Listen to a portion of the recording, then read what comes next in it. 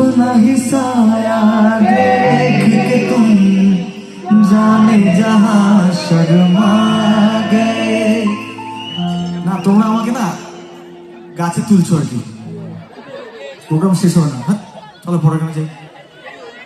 রাজা যেটা ভাই আমাদের প্রেম পত্র লাভ লেটার। যখন